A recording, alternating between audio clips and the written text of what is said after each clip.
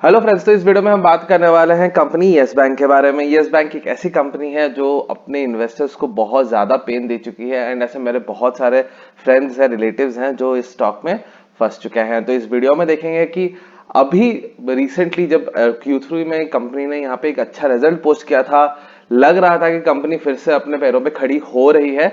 उसके बाद हमने यहाँ पे स्टॉक प्राइस में ये फॉल क्यों देखा है। Stock price after Q3 result around 18 to 20 rupees के एक हाई बना के अब ये फिर से फॉल कर रहा है एंड ₹14 पे अभी ट्रेड करता हुआ दिख रहा है। तो इस वीडियो में देखेंगे कि स्टॉक प्राइस यहाँ पे क्यों फॉल हो रहा है एंड एज इन्वेस्टर्स आपको अभी यहाँ पे क्या करना चाहिए। तो वीडियो अंत तक जरूर देखिएगा और अगर आपको मेरा काम अच्छा लगता है तो प्लीज मेरे चैनल को जरूर सब्सक्राइब कर दीजिएगा। आपका एक सब्सक्रिप्शन मुझे बहुत ज्यादा एनकरेज करता है ऐसे वीडियोस लाने को।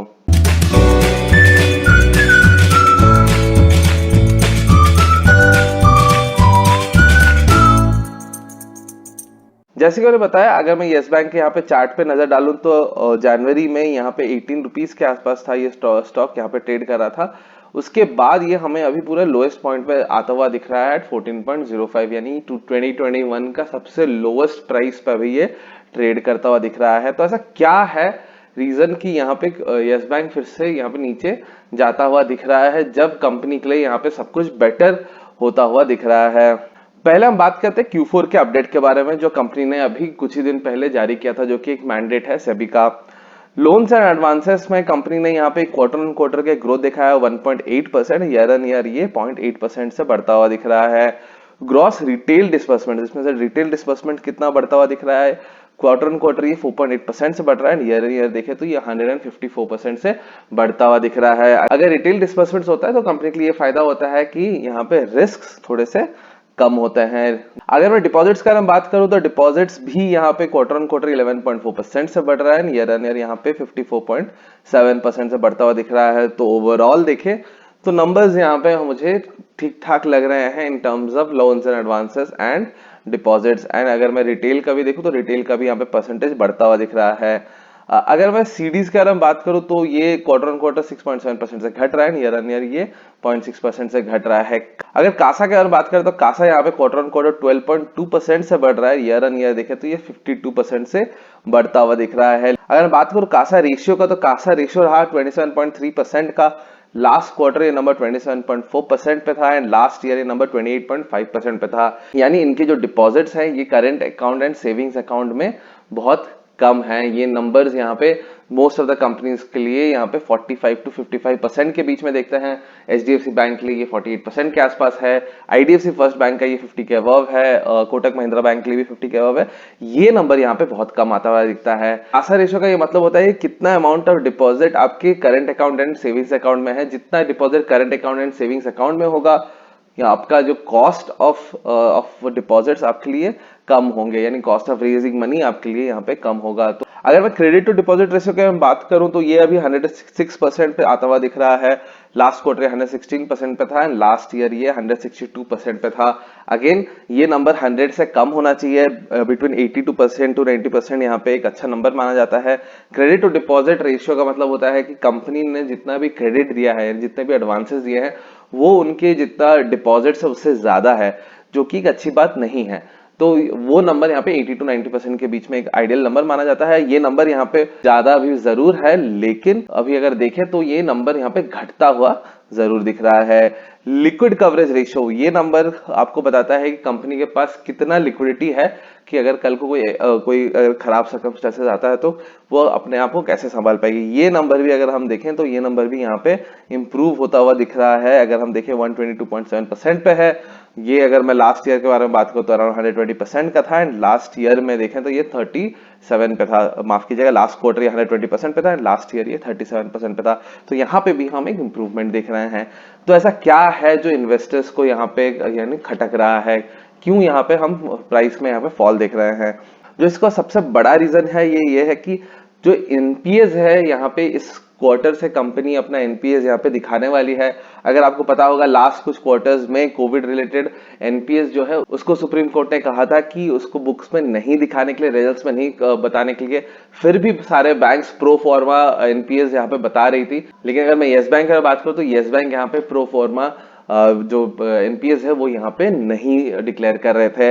एंड जब यहाँ पे एनालिस्ट ने यहाँ पे थोड़ा सा और एनालाइज किया तो उनको पता चला कि जो इनके एनपीएस आ सकते हैं वो अराउंड 3 टाइम्स हो सकते हैं जितना कंपनी ने प्रोविजनिंग रखा है। तो वो एक यहाँ पे इन्वेस्टर्स को खटकता हुआ दिख रहा है। तो एज इन्वेस्टर्स अभी हमें क्या करना चाहिए, इसके लिए हम पहले नजर डालते हैं Q3 के रिजल्ट्स में कि यहाँ पे कंपनी ने किस तरह से यहाँ पे अपने आप को इम्प्रूव किया है क्वार्टर ऑन क्वार्टर।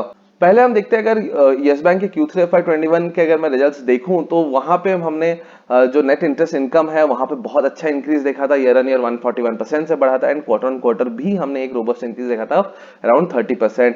पैट में भी हमने इंक्रीज देखा था, क्वार्टर ऑन क्वार्टर अराउंड 16% से बढ़ रहा था। ऑपरेटिंग प्रॉफिट में भी हमने यहाँ पे एक नंबर यहाँ पे बढ़ता हुआ देखा था ऑफ 68% क्वार्टर ऑन क्वार्टर।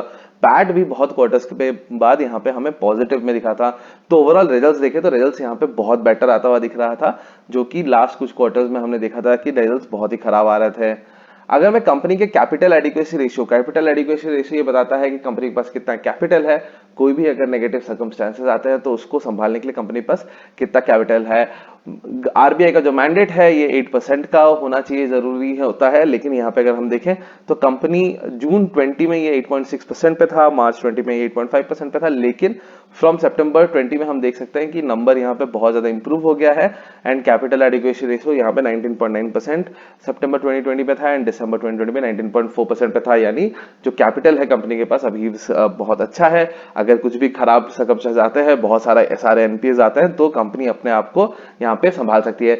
ये इन्वेस्टर्स के लिए जितना गुड न्यूज नहीं होता, ये जो डिपॉजिटर्स हैं बैंक में उनके लिए ये ज्यादा गुड न्यूज होता है। अगर मैं क्रेडिट टू डिपॉजिट रेशियो की बात करूं, जैसे कि मैंने बताया था कि कंपनी के एडवांसेस डिवाइडेड बाय कंपनी में के पास जितने डिपॉजिट्स है उसका रेशियो क्या है, ये नंबर 1 से ज्यादा नहीं होना चाहिए। यानी आपके एडवांसेस ज्यादा नहीं होने चाहिए डिपॉजिट से। ये नंबर 0.8 टू 0.9 में जब रहता है तो उसको हम एक आइडियल नंबर मान के चलते हैं। एनीथिंग लेस देन 0.8 भी नेगेटिव लिया जाता है, बिकॉज कंपनी अपने जो पैसे हैं उसको अच्छे से यूटिलाइज नहीं कर रही है। एंड 1 से ज्यादा तो ये नहीं होना चाहिए, बिकॉज उसके मतलब ये होता है कि आपके पास जितने पैसे नहीं है उससे ज्यादा आपने लोन दे रखा है। तो क्रेडिट टू डिपॉजिट रेशियो अगर हम देखें तो ये भी कॉन्स्टेंटली हमारा यहाँ पे घटते हुए दिख रहा है फ्रॉम मार्च 2020, जहां पे 1.63% पे था, वो अभी 1.16% पे आता हुआ दिख रहा है। तो ये नंबर भी यहाँ पे बहुत ज्यादा यहाँ पे अच्छा होता हुआ दिख रहा है। अगर मैं रिटेल एक्सपोजर की अगर बात करूं तो ये नंबर यहाँ पे थोड़ा सा कम होता हुआ दिख रहा है। इवन ये क्वार्टर और थोड़ा सा हमें कम होता हुआ दिखा है। रिटेल एक्सपोजर जो कि एचडीएफसी बैंक का 47% का है, कोटक महिंद्रा बैंक का 62% का है, आईसीआईसीआई बैंक का 66% का है। ये नंबर यहाँ पे 24% पे इनका बहुत ज्यादा कम होता हुआ दिखता है। रिटेल जितना भी रिटेल लोन्स होंगे वो उतना अच्छा होता है, बिकॉज वहां पे बैंक का जो रिस्क है वो घटता हुआ दिखता है। नेट इंटरेस्ट मार्जिन यहाँ पे भी कंपनी ने बहुत ज्यादा इंप्रूव किया है। अगर मैं नेट इंटरेस्ट मार्जिन की बात करूं तो जो मार्च 20 में इनका एनआईएम 1.9% का था, जून 2020 में ये 3% का था, ये अभी बढ़ के 3.4% पे जाता हुआ दिख रहा है। और देखना होगा कि ये क्वार्टर ये नंबर कैसा आता है। अगर मैं बाकी बैंक्स की बात करूं तो एचडीएफसी बैंक का ये नंबर 4.1% के आसपास है, कोटक महिंद्रा बैंक का नंबर 4.5% के आसपास है, आईसीआईसीआई बैंक का अराउंड 3.6% के आसपास है, एक्सिस का भी 3.6 एंड इंडसइंड बैंक का 4.2% के आसपास है। तो ओवरऑल देखें तो एनआईएम में भी यहाँ पे कंपनी ने जो अपना नंबर्स है बहुत ज्यादा यहाँ पे सुधार कर लिया है। Now coming to CASA ratio जैसे मैंने पहले भी एक्सप्लेन किया था कि कितना अमाउंट ऑफ पैसा कंपनी का current account and savings account में है, जितना वो ज्यादा होगा वो उतना अच्छा है, बिकॉज वहां पे आपका जो कॉस्ट ऑफ गेटिंग कैश या कॉस्ट ऑफ गेटिंग डिपॉजिट्स वो आपका यहाँ पे कम हो जाता है। तो ये नंबर यहाँ पे अगर हम देखें तो कासा रेशियो कंपनी का घट रहा था फ्रॉम 26.6। अगर आप देखें तो लास्ट क्वार्टर दिसंबर 2020 में ये नंबर यहाँ पे थोड़ा सा बेटर होता हुआ दिख रहा है एट 26%। ये नंबर अगर हम बाकी कंपनीज के लिए देखें तो एचडीएफसी बैंक का अराउंड 42% का है, कोटक महिंद्रा बैंक का 57% का है, आईसीआईसीआई बैंक का 44% का है, अगेन एक्सिस का भी 44%, इंडसइंड का 40% का है। तो ओवरऑल अगर हम अगेन देखें तो कासा रेशियो में भी यहाँ पे कंपनी का जो नंबर है थोड़ा सा बेटर होता हुआ दिख रहा है, लेकिन अगेन इस क्वार्टर में हमने ये नंबर रिड्यूस करते हुए देखा, जो कि एक नेगेटिव बात है। कॉस्ट टू इनकम रेशियो बताता है कि कितना कॉस्ट लग रहा है 1 रुपए इनकम करने के लिए। तो ये नंबर भी जितना कम होगा उतना अच्छा है। ये नंबर भी हम देख रहे हैं कि कंपनी का धीरे धीरे घटता हुआ दिख रहा है। मार्च 2020 में जो 57.4% पे था, लास्ट क्वार्टर ये 43% पे था। तो ओवरऑल देखें तो कॉस्ट टू इनकम रेशियो में भी यहाँ पे एक अच्छा सुधार आता हुआ दिख रहा है। जितने भी पैरामीटर्स हैं अगर हम लास्ट क्वार्टर में देखते हैं तो हर पैरामीटर में यहाँ पे यस बैंक ने अच्छा परफॉर्म किया है। आगे चल के भी यहाँ पे कंपनी यहाँ पे अच्छा परफॉर्म कर सकती है, लेकिन ऑब्वियसली एनपीएज जो हैं वो यहाँ पे बहुत ज्यादा पेनफुल हो सकता है and that may continue for few quarters to come. जो पुराने यहाँ पे लोन्स हैं जो अभी एनपीएस नहीं हुए हैं वो आगे चल के एनपीएस हो सकते हैं, तो वो जब तक एनपीएस आते रहेंगे तब तक वो पेन रहेगा एंड स्टॉक प्राइस में हम इंप्रूवमेंट नहीं देख पाएंगे। अगर आप इन्वेस्टर्स हैं ऑलरेडी तो यहाँ पे आप मेरे हिसाब से आपको यहाँ पे बने रहना चाहिए।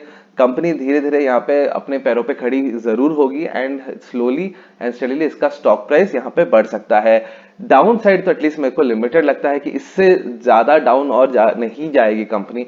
लेकिन अगर मैं अपसाइड के बारे में बात करूं तो यहाँ पे अपसाइड जाने के जो चांसेस है वो बहुत ज्यादा है, लेकिन आपको उसके लिए medium term to long term आपको स्टॉक अपने पास रखना होगा। और अगर आप इसमें इन्वेस्ट नहीं किए हैं तो मेरा ये सजेशन रहेगा कि अगर आप रिस्की इन्वेस्टर है तो ही यस बैंक पे इन्वेस्ट करें।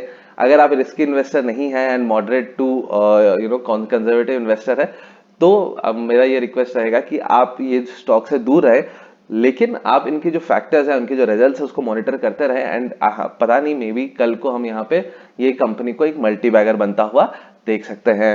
आशा करता हूँ आपको छोटा सा वीडियो अच्छा लगा होगा। अगर आपको ये वीडियो अच्छा लगा है तो प्लीज मेरे चैनल को जरूर सब्सक्राइब कर दीजिएगा। आपका एक सब्सक्रिप्शन मुझे बहुत ज्यादा इंकरेज करता है ऐसे वीडियोस लाने को। हम मिलेंगे नेक्स्ट वीडियो में, तब तक के लिए थैंक यू। जय हिंद।